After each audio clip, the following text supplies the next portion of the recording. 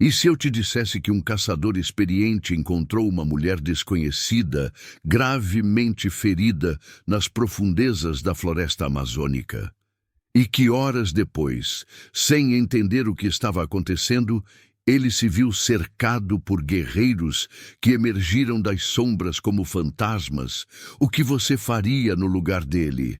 Sacrificaria sua própria segurança para proteger uma estranha ou abandonaria tudo para salvar sua própria vida? Esta história vai te mostrar como o preconceito pode nos cegar e como a verdadeira coragem nasce quando menos esperamos. Escreve aí nos comentários de qual cidade você está assistindo. E se você acredita que em toda a história existe um lado bonito, se inscreve no canal e ativa o sininho, porque o que você vai ver agora vai te emocionar de um jeito que você não imagina. O sol ainda não havia despontado quando Sebastião acordou naquela manhã de junho.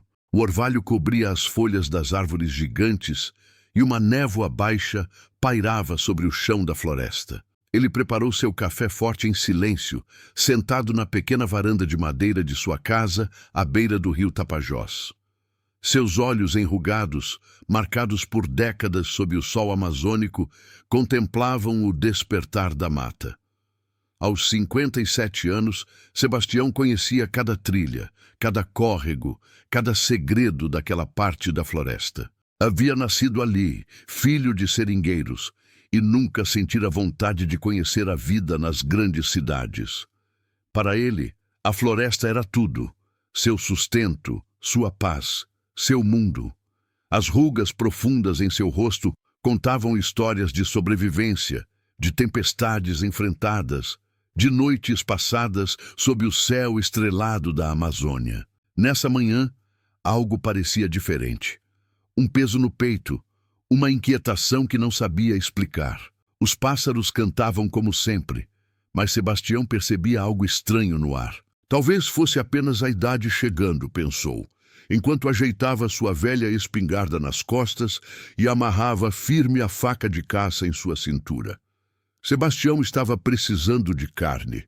Nos últimos dias, havia se alimentado apenas de farinha e peixe e sentia falta de algo mais substancioso. Pegou sua pequena mochila, colocou uma garrafa d'água, um pouco de farinha e alguns anzóis.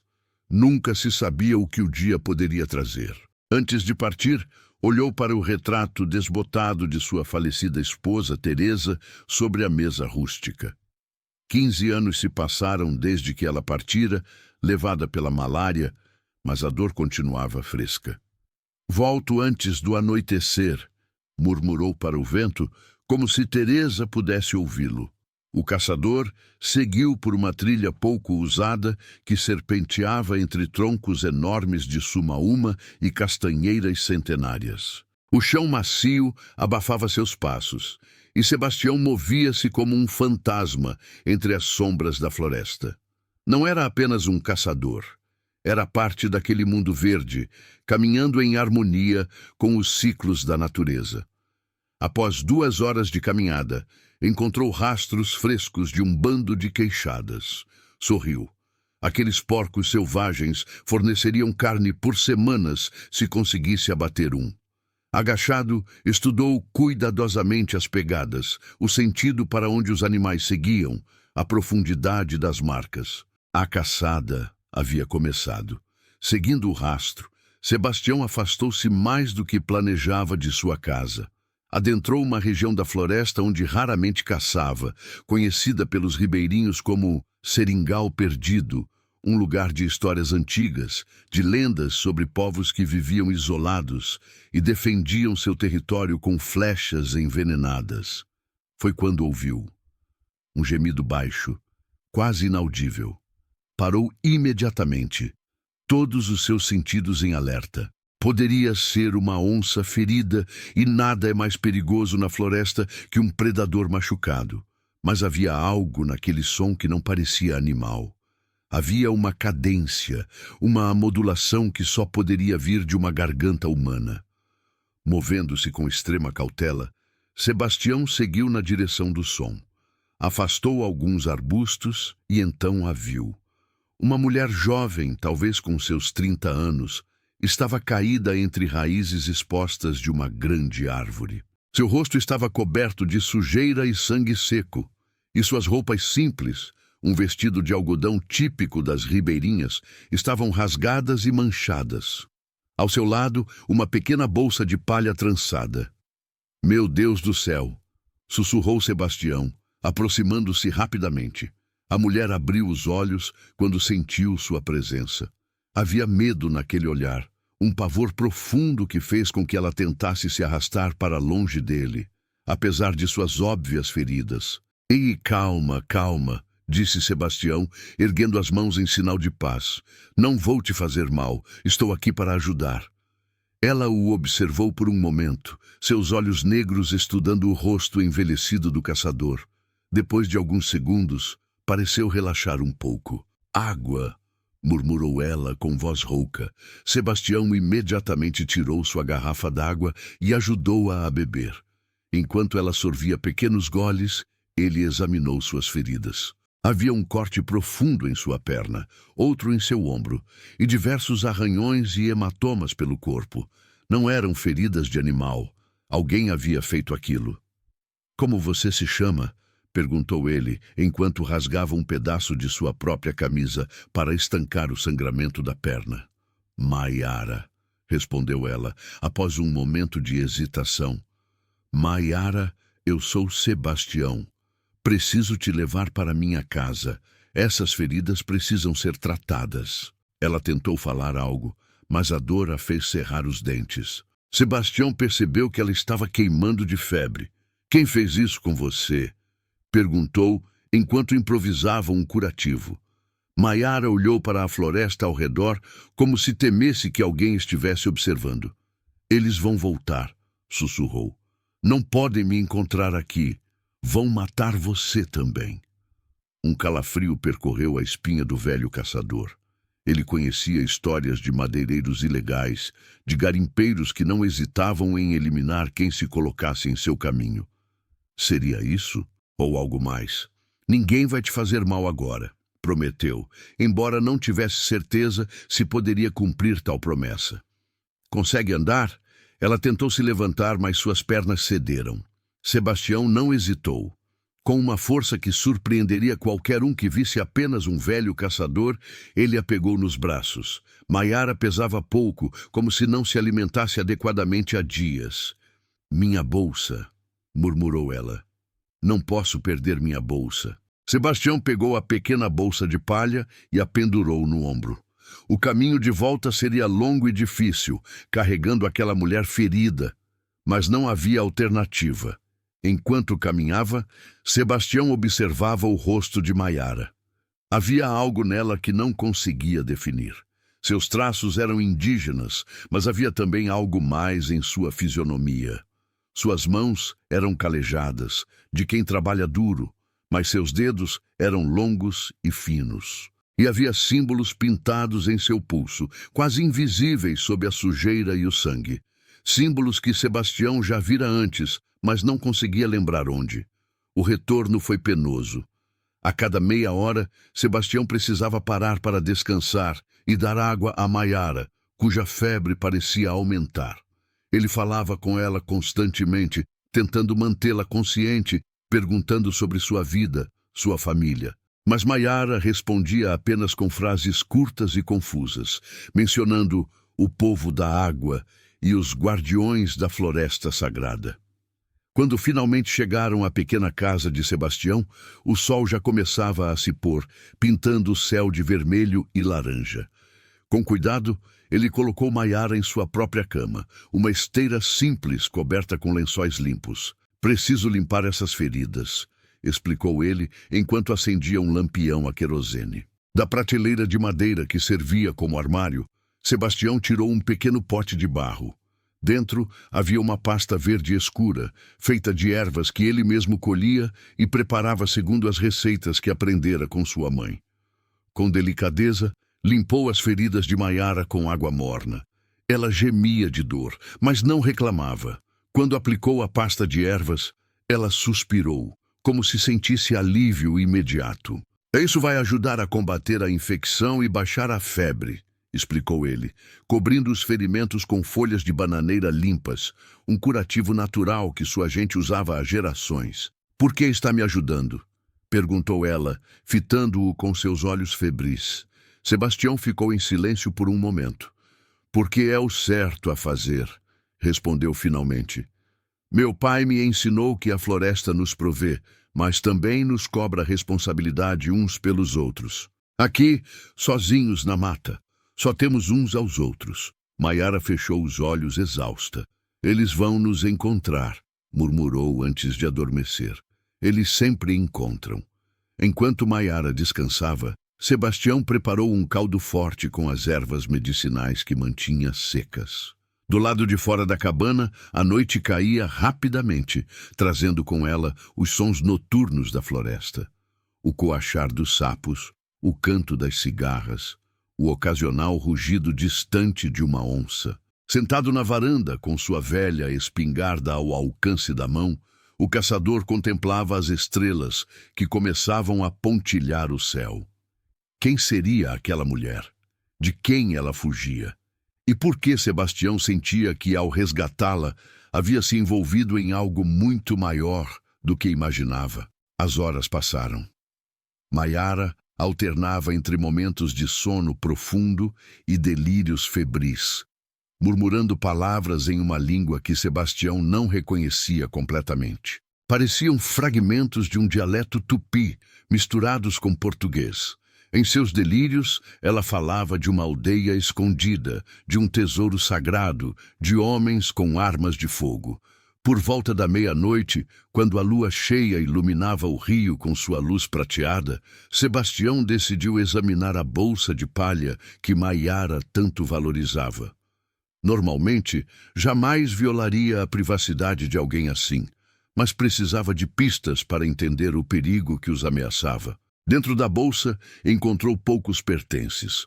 Um pequeno espelho de mão com a moldura entalhada em madeira escura, um colar feito de sementes vermelhas e dentes que pareciam ser de onça, um pequeno caderno de couro com páginas amareladas e, embrulhado em um pedaço de pano, algo que fez Sebastião prender a respiração, uma pequena estatueta de pedra verde, representando uma mulher com os braços erguidos para o céu.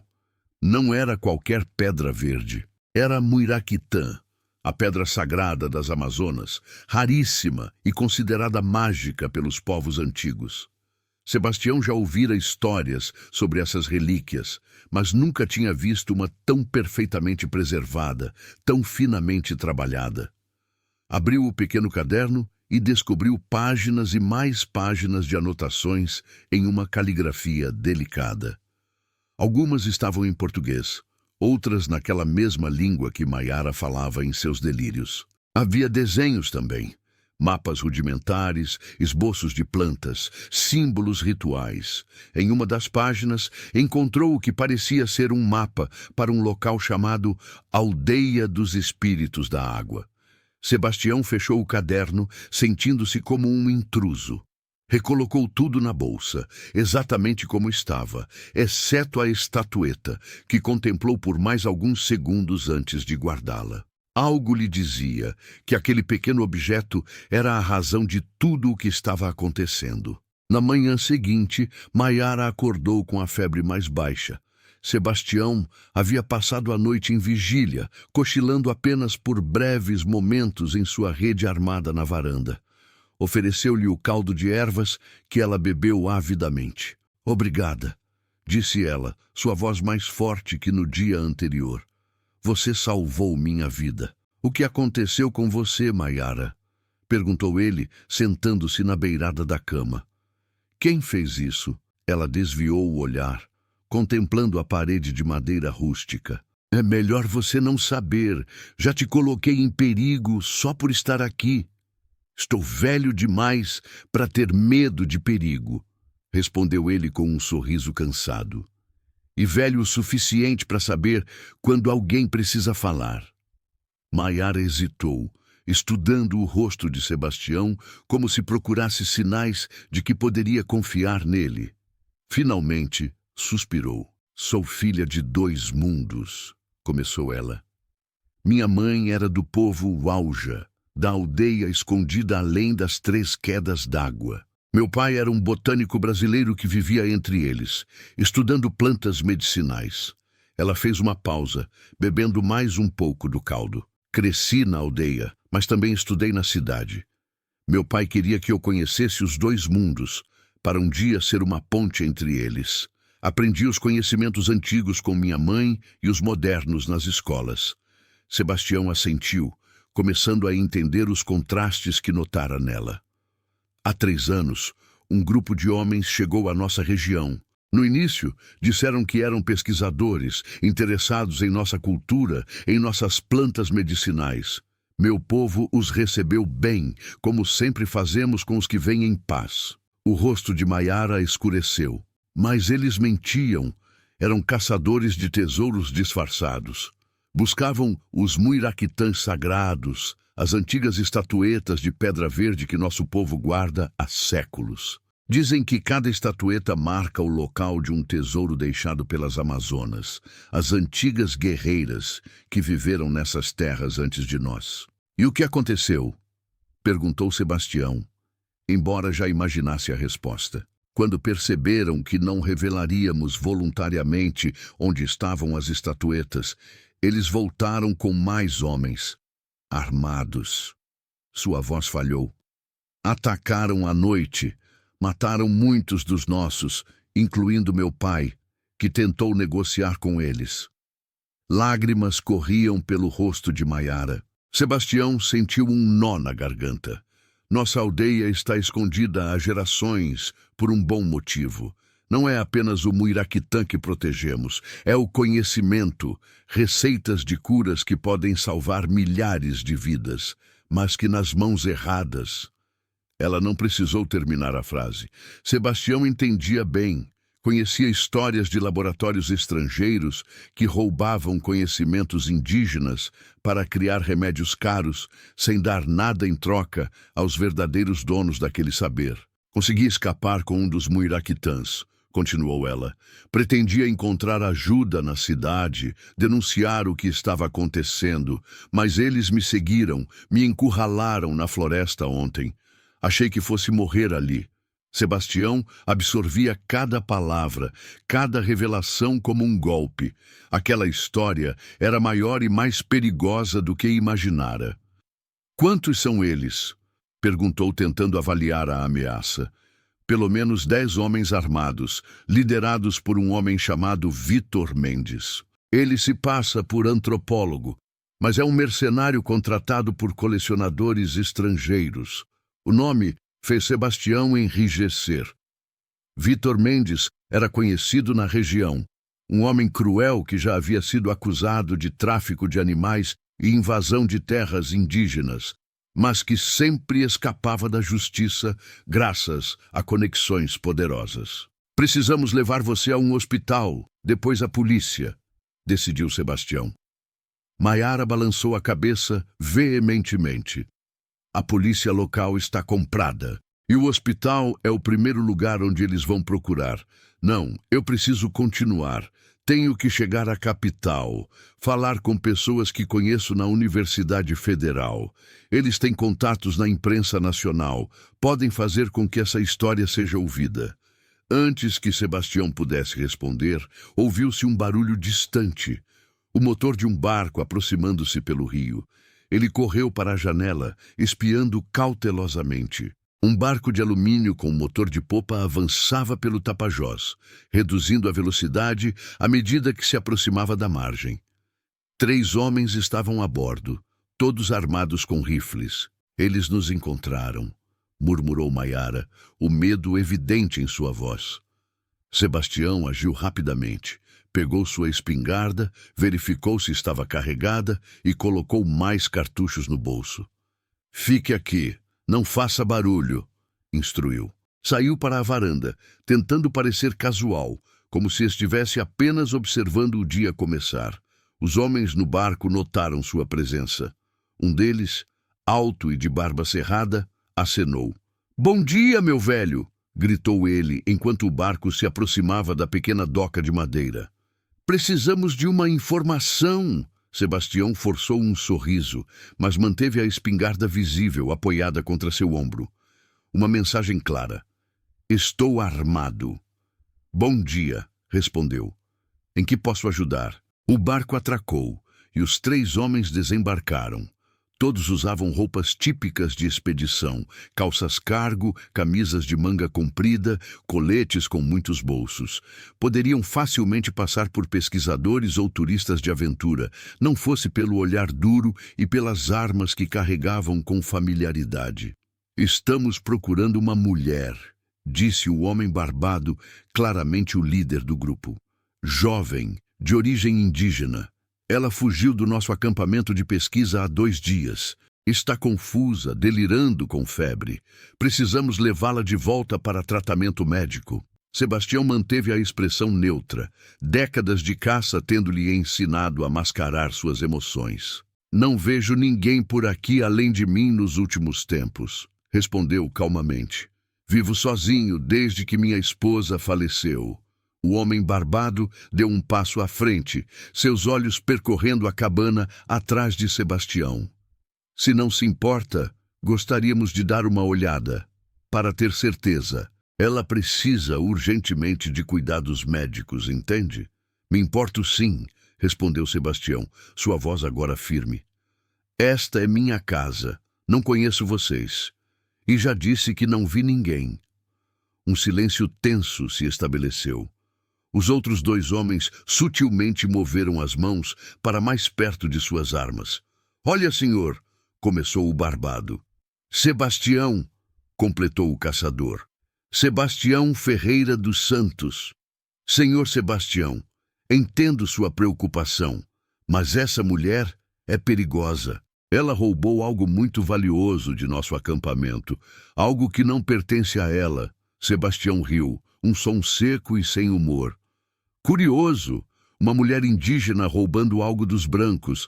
Geralmente a história é ao contrário, não é mesmo? O comentário provocou uma tensão visível nos homens.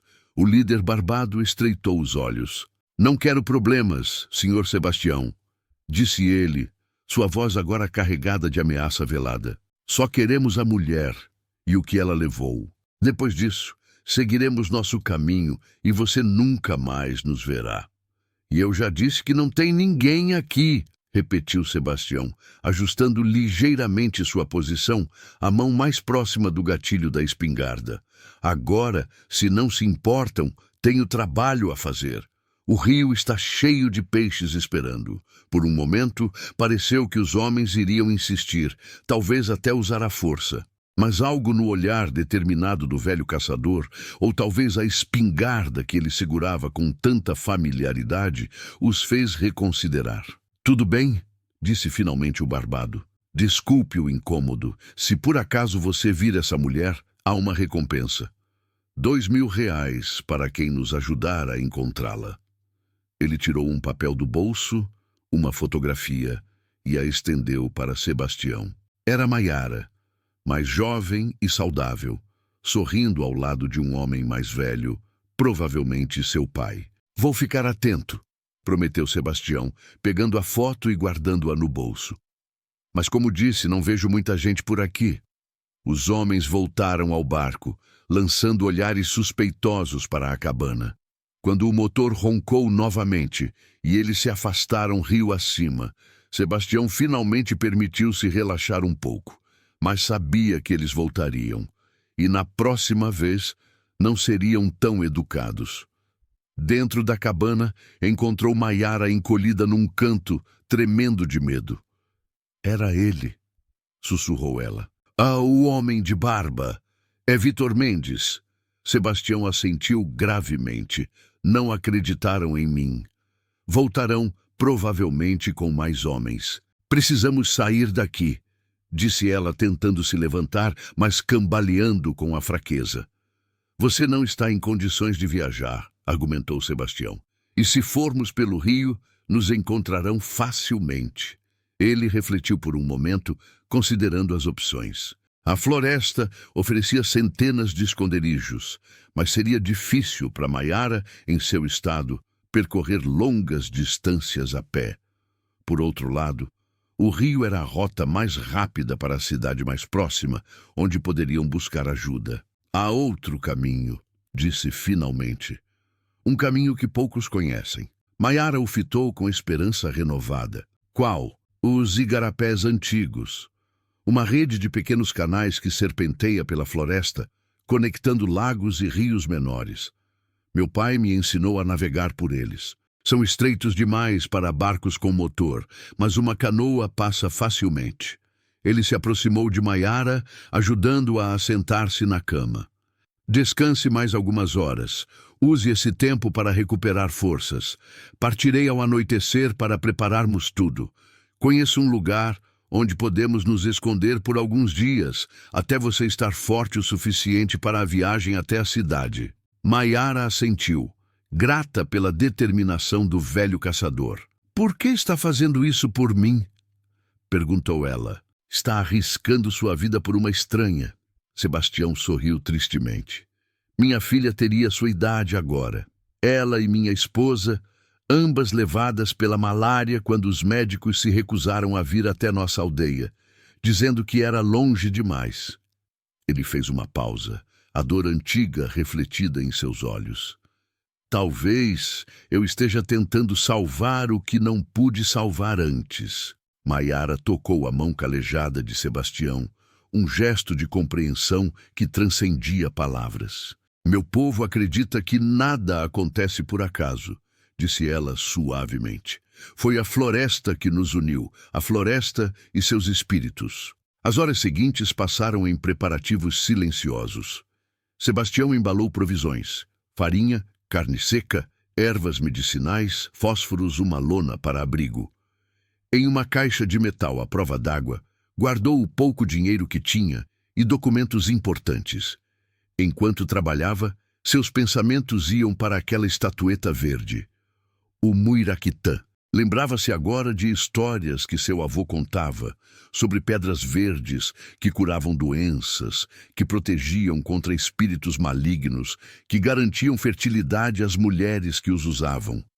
Seriam apenas lendas? Ou haveria algo mais naquelas histórias antigas? À medida que o dia avançava, Sebastião ficava mais inquieto. Algo lhe dizia que os homens não esperariam até o dia seguinte para voltar. Tinha que apressar os planos, foi quando ouviu. Um barulho distante, mas inconfundível para seus ouvidos treinados. O som de galhos sendo quebrados, de pessoas movendo-se na mata, tentando ser silenciosas, mas não conseguindo enganar alguém que vivera toda a vida naquele ambiente. Eles estão vindo pela floresta, alertou, voltando rapidamente para dentro da cabana. Precisamos ir agora. Maiara já estava vestida, tendo encontrado algumas roupas velhas de Teresa que Sebastião guardara. Eram grandes demais para ela, mas serviriam. Sua bolsa de palha estava segura, pendurada a tiracolo. Estou pronta, disse ela, determinação em sua voz, apesar da palidez e da fraqueza evidente. Sebastião pegou sua espingarda e a mochila com provisões. Ajudou Maiara a se levantar, servindo de apoio enquanto ela caminhava. Saíram pela porta dos fundos, entrando imediatamente na densa vegetação que crescia quase encostada na cabana. Sebastião guiava o caminho, escolhendo cuidadosamente onde pisar, ajudando Maiara a evitar raízes expostas e buracos traiçoeiros. Avançaram por quase 15 minutos através da mata fechada antes de chegarem a uma pequena clareira natural. Ali, semi-escondida sob folhagem e protegida por uma cobertura de palha, estava uma canoa entalhada de um único tronco de árvore. Uma ubá, como eram chamadas aquelas embarcações tradicionais. Era de meu pai, explicou Sebastião, enquanto removia as folhas e verificava se a canoa estava em boas condições. Ele a entalhou de um tronco de cedro há mais de 60 anos. Naveguei nela desde criança.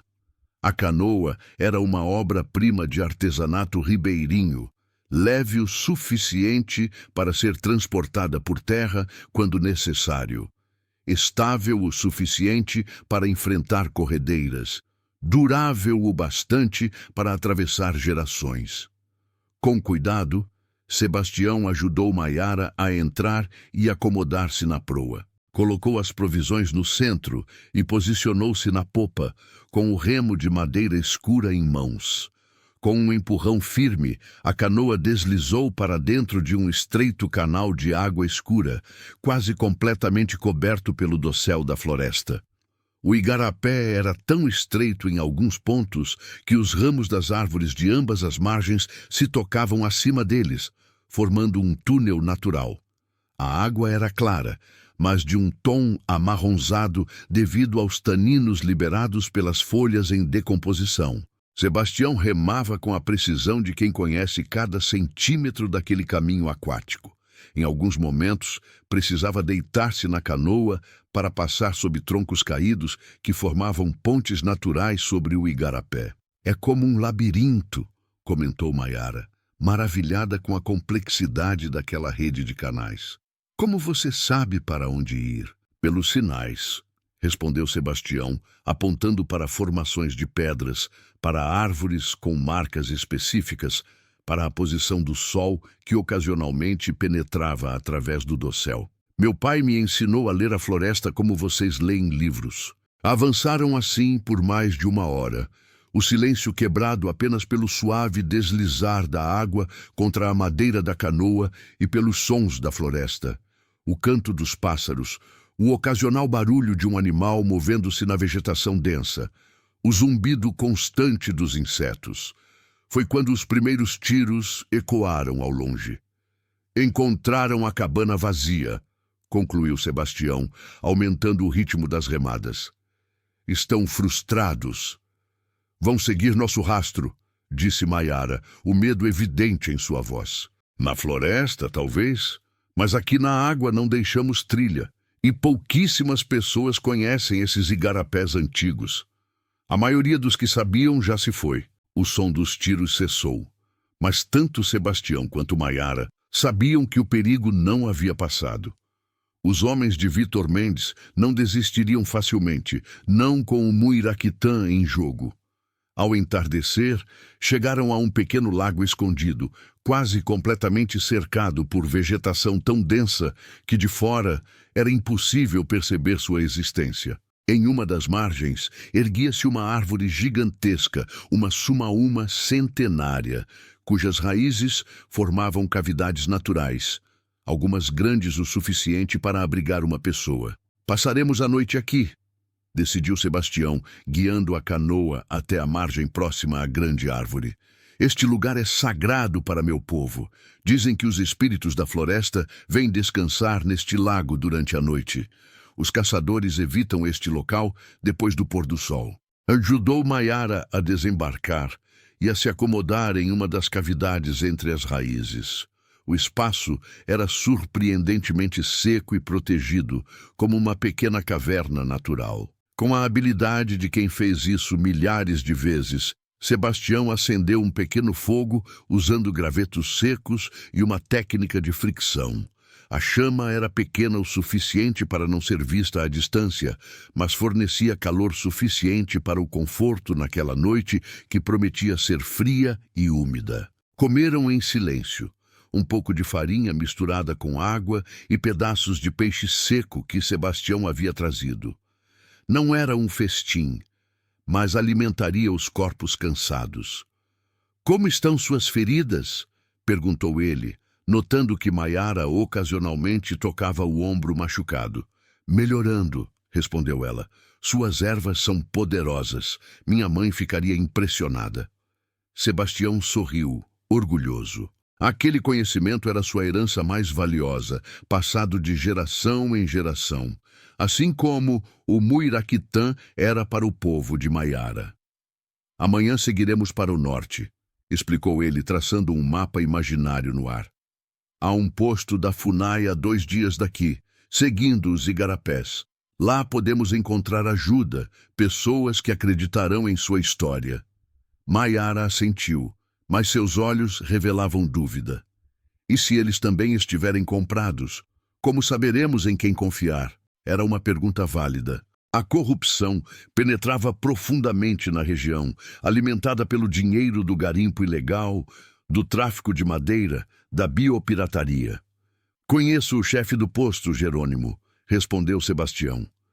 Estudou na capital, mas voltou para ajudar seu povo.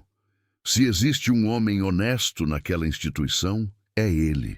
A conversa continuou por algum tempo, com Maiara contando mais sobre sua aldeia, sobre as tradições que lutavam para preservar, sobre o conhecimento ancestral guardado pelos anciãos. Sebastião ouvia atentamente, fascinado por aquelas histórias, que em muitos aspectos ecoavam as tradições de seu próprio povo ribeirinho. À medida que a noite avançava, o cansaço os venceu. Maiara adormeceu primeiro, enrolada em uma manta que Sebastião trouxera. Ele ficou acordado por mais tempo, montando guarda, a espingarda ao alcance da mão, os ouvidos atentos a qualquer som fora do comum na sinfonia noturna da floresta.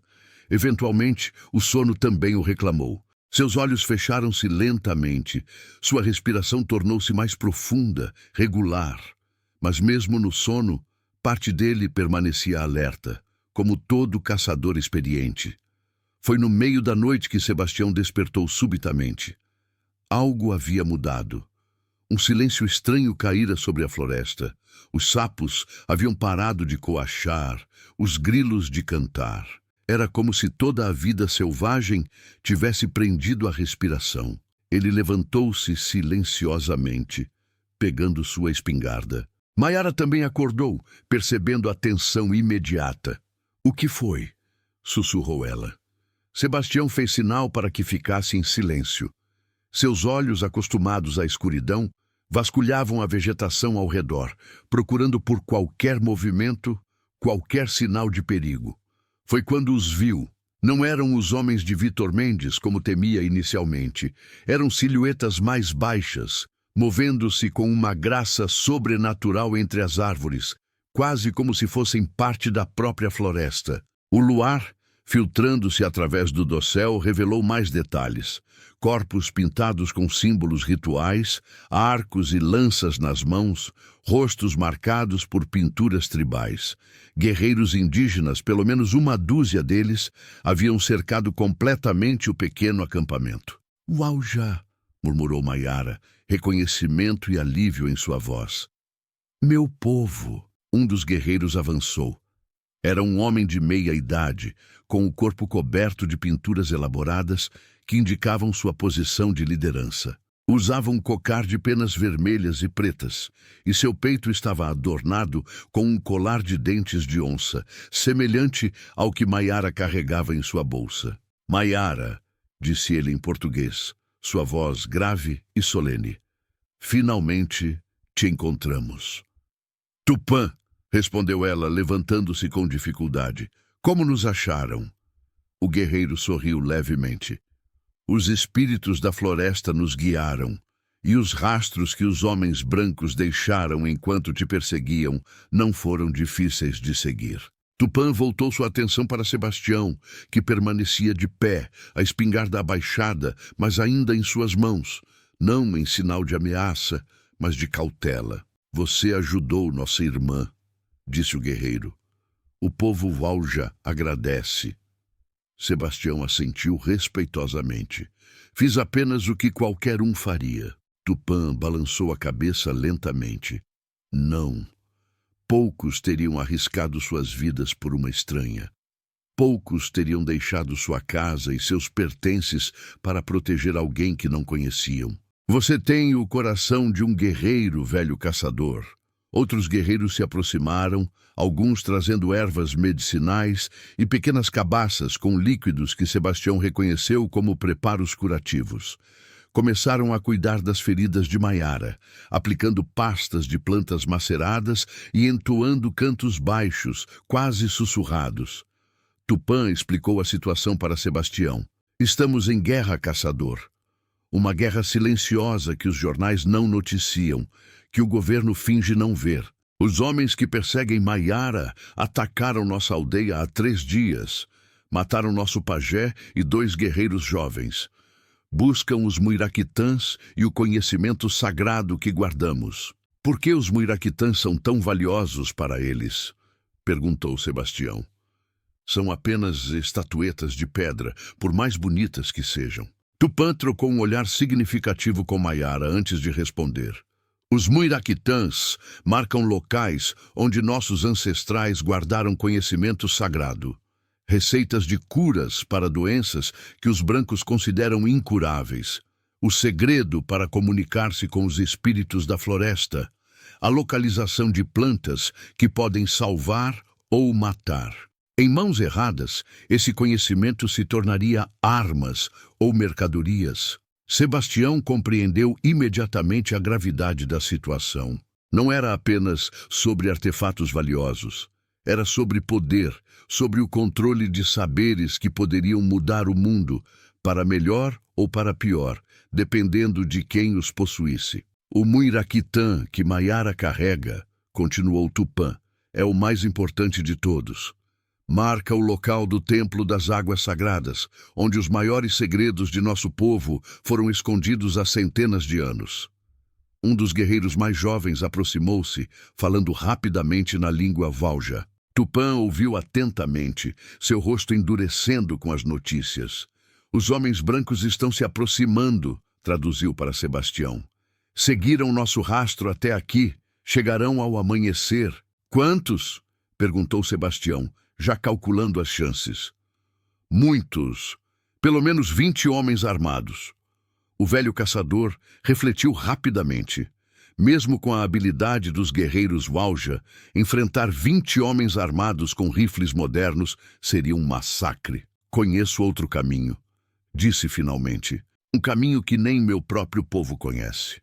Meu avô me mostrou quando eu era jovem, fez-me jurar que só o usaria em caso de extrema necessidade. Tupã estudou o rosto enrugado de Sebastião, buscando sinais de dúvida ou medo, mas encontrando apenas determinação.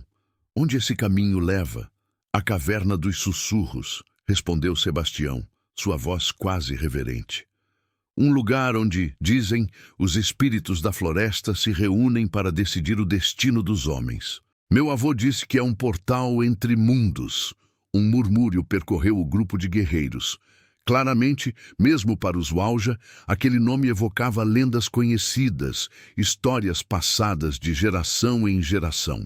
A caverna dos sussurros é real? Perguntou Maiara, surpresa.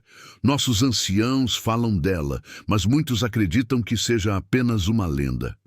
É real, confirmou Sebastião, e está protegida por igarapés tão estreitos e curvas tão fechadas que nenhum barco motorizado pode seguir. Apenas canoas tradicionais como a minha podem navegar aquelas águas. A decisão foi tomada rapidamente. Abandonariam o acampamento antes do amanhecer, seguindo o caminho secreto que Sebastião conhecia. O objetivo não era mais apenas proteger Maiara e o muiraquitã. Era levar a estatueta sagrada de volta ao Templo das Águas, onde estaria segura. Nas horas que precederam a aurora, os guerreiros Valja prepararam-se silenciosamente. Alguns aplicaram pinturas de guerra frescas, outros afiaram pontas de flechas e lanças. Compartilharam comida com Sebastião, uma pasta de mandioca e peixe defumado que revigorou suas forças. Maiara, fortalecida pelos cuidados medicinais de seu povo, sentou-se ao lado de Sebastião enquanto ele estudava as estrelas, orientando-se para a jornada que estava por vir. Por que está fazendo isso, Sebastião? Perguntou ela. Já fez mais do que qualquer um poderia esperar. Poderia simplesmente nos mostrar o caminho e voltar para sua vida. O velho caçador continuou observando o céu por alguns momentos antes de responder. Quando você chegar à minha idade, começa a pensar no legado que deixará. Não tenho filhos para carregar meu nome. Não construí nada que permanecerá depois que eu me for. Ele fez uma pausa, seus olhos refletindo a luz das estrelas. Talvez esta seja a minha chance de fazer parte de algo maior que eu mesmo. De ajudar a proteger não apenas uma pessoa, mas um conhecimento que pode beneficiar muitos. Maiara assentiu, compreendendo. Meu povo acredita que cada vida tem um propósito, um caminho traçado pelos espíritos. Talvez este sempre tenha sido o seu, Sebastião. Talvez você tenha passado todos estes anos se preparando para este momento, sem mesmo saber. Quando as primeiras luzes da aurora começaram a colorir o céu, o grupo já estava em movimento. 3 canoas deslizavam silenciosamente pelos igarapés, guiadas por Sebastião na primeira embarcação. Tupã e Maiara o acompanhavam, enquanto os outros guerreiros se dividiam nas 2 canoas seguintes. O caminho que seguiam tornava-se cada vez mais estreito, mais selvagem. Em alguns pontos, a vegetação fechava-se tanto sobre a água que criava túneis naturais de folhagem, pelos quais as canoas passavam como fantasmas silenciosos. Sebastião navegava por memória e instinto, reconhecendo marcos naturais que não via há décadas. Uma árvore cujo tronco se dividia em 3 partes, uma formação rochosa que lembrava o rosto de um jaguar, uma pequena queda d'água que cantava como uma criança. Por 2 vezes, ouviram sons distantes de motores, os homens de Vitor Mendes procurando-os pelos rios principais. Mas aqui, nestes canais ancestrais, estavam temporariamente seguros. Ao meio-dia, pararam brevemente para descansar e comer. Foi quando Sebastião notou algo estranho.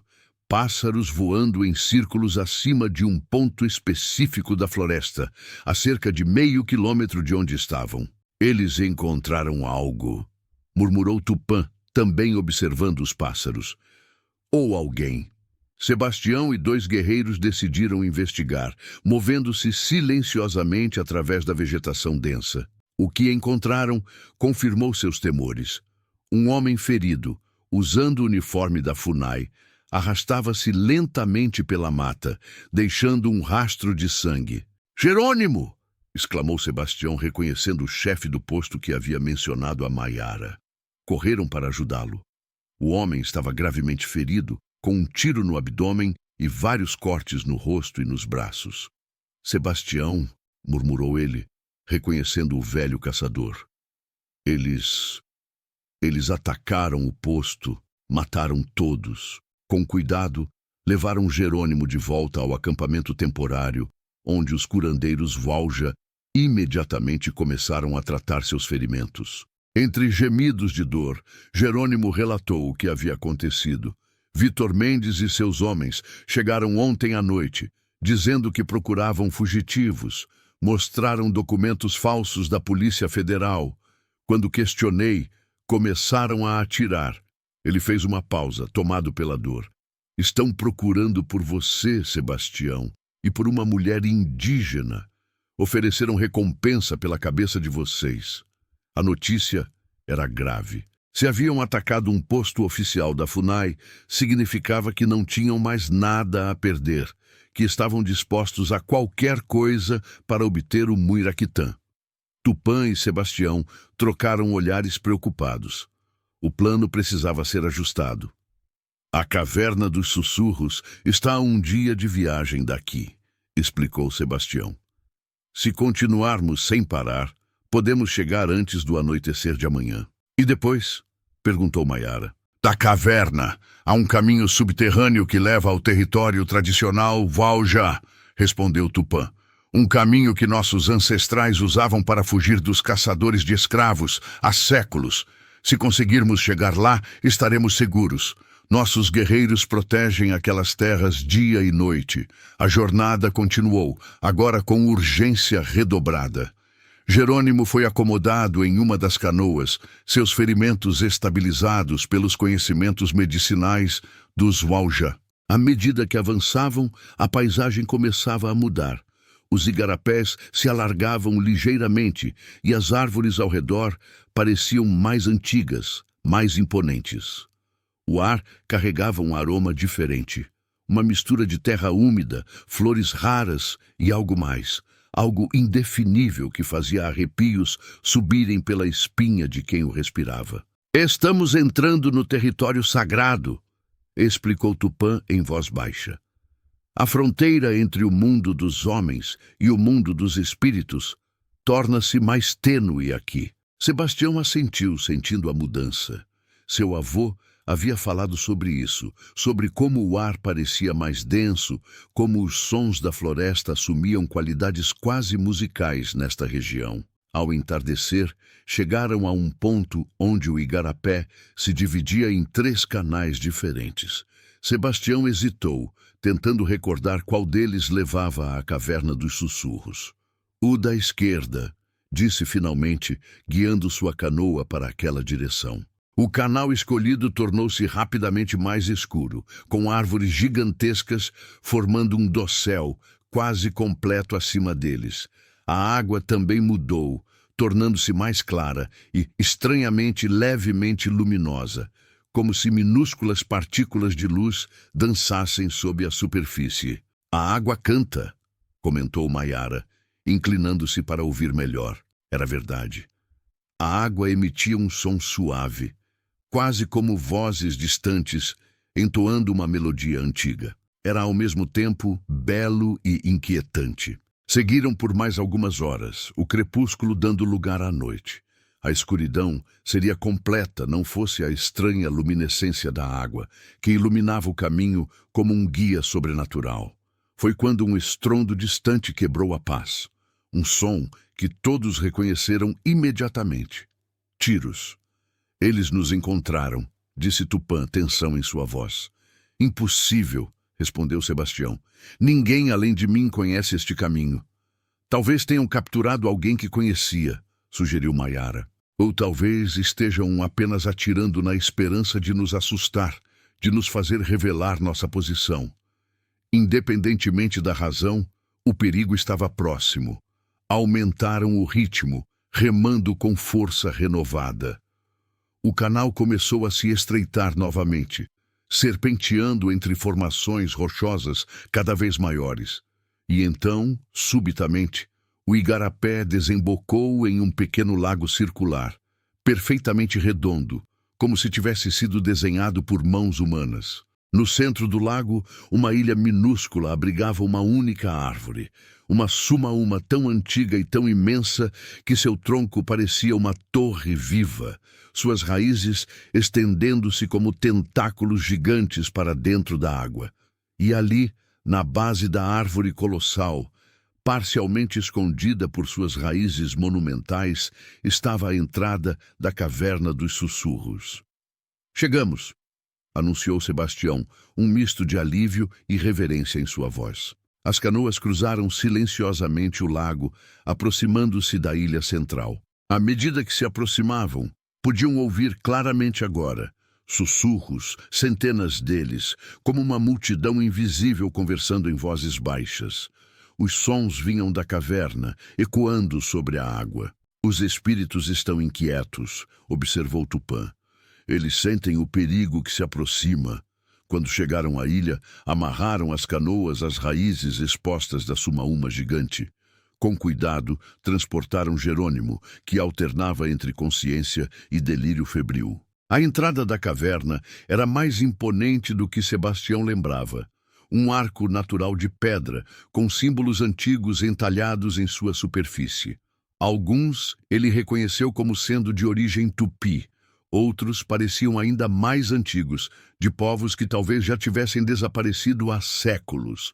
Precisamos de tochas, disse, retirando da mochila um pequeno pacote de resina seca que havia trazido especificamente para este propósito.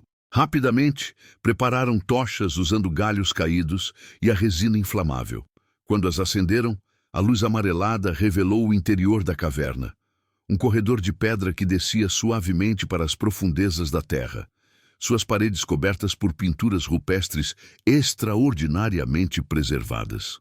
Nossos ancestrais estiveram aqui, murmurou Maiara, maravilhada com as imagens que retratavam caçadas, rituais e figuras que pareciam meio humanas, meio animais. Os ancestrais de todos nós, corrigiu Tupã. Este lugar existia antes que nossas tribos se separassem, antes que esquecêssemos que somos todos filhos da mesma floresta. Estavam prestes a entrar quando novos sons chegaram aos seus ouvidos, motores de barco, mais próximos agora, e vozes humanas gritando ordens. Os homens de Vitor Mendes haviam encontrado o caminho até o lago sagrado. "Rápido para dentro!" ordenou Tupã. "Alguns de nós ficaremos para atrasar o inimigo." "Não", interveio Sebastião. "Preciso de você lá dentro, Tupã. Você conhece os rituais, as palavras sagradas que podem ser necessárias. Deixe que eu fique." Um silêncio tenso caiu sobre o grupo. Maiara foi a primeira a falar. "Não, Sebastião. Você nos trouxe até aqui. Deve completar a jornada." O velho caçador sorriu, colocando a mão no ombro da jovem. "Minha jornada sempre foi esta, Maiara. Trazer você até aqui, proteger o conhecimento sagrado." Ele se voltou para os guerreiros. "Preciso de 4 voluntários para ficarem comigo. O resto deve seguir para a caverna, proteger Maiara e o Muiraquitã." 4 guerreiros imediatamente deram um passo à frente. Não foi necessário dizer nada. O código de honra, que transcendia as diferenças culturais, era perfeitamente compreendido por todos. Tupã abraçou Sebastião, um gesto raro de um chefe guerreiro. "Que os espíritos da floresta guiem seu caminho, irmão", disse ele. "Nos encontraremos novamente neste mundo ou no próximo." Maiara aproximou-se, lágrimas nos olhos.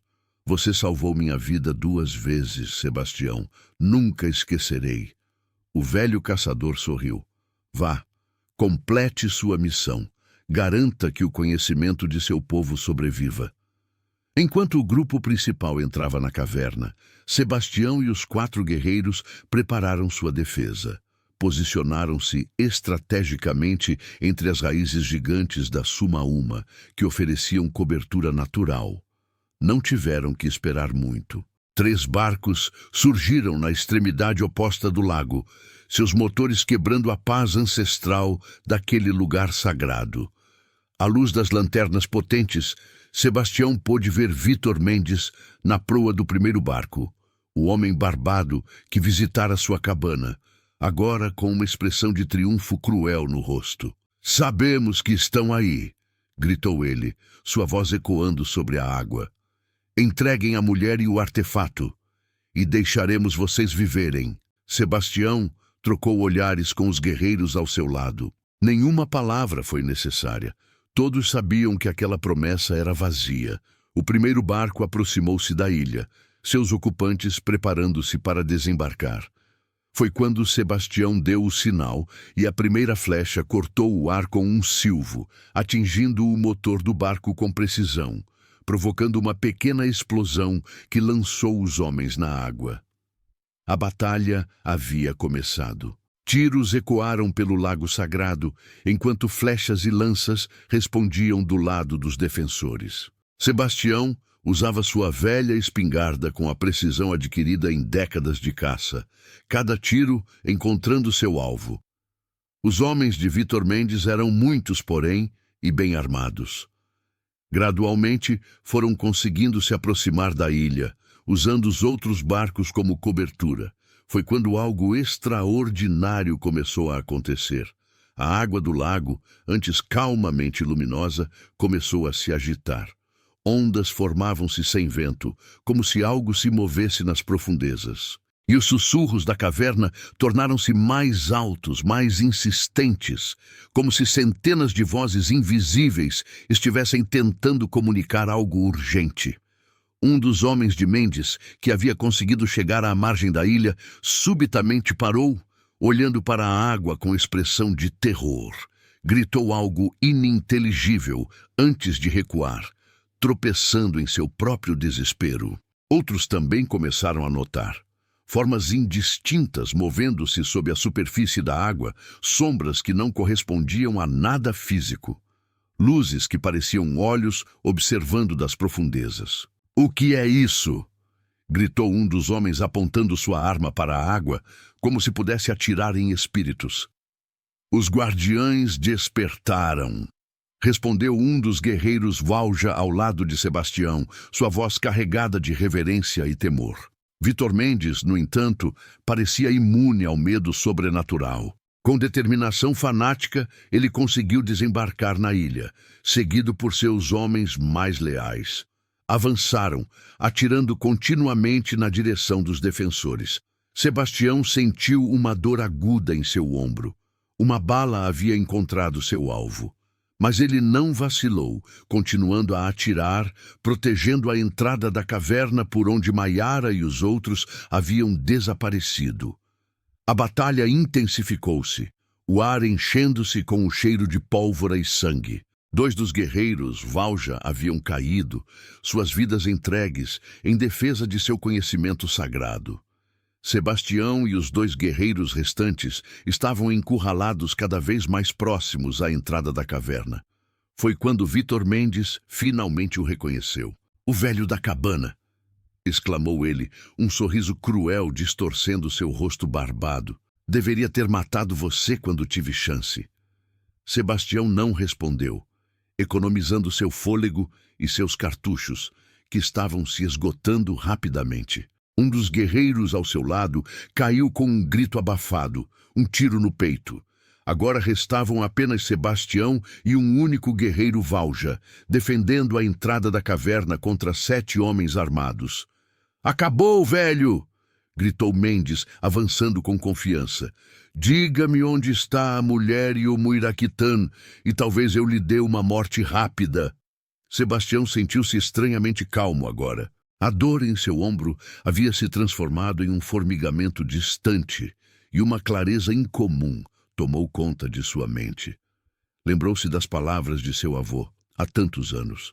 "A caverna dos sussurros é um portal entre mundos, neto.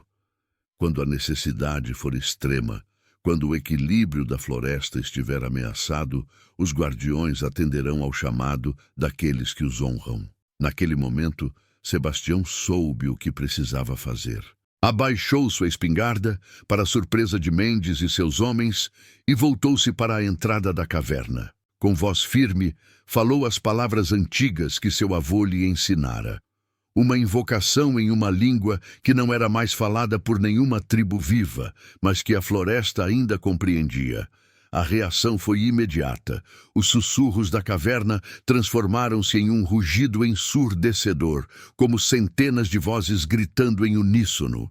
A água do lago começou a girar, formando um redemoinho que rapidamente cresceu em intensidade. E do interior da caverna, uma luz azulada começou a emanar, cada vez mais brilhante.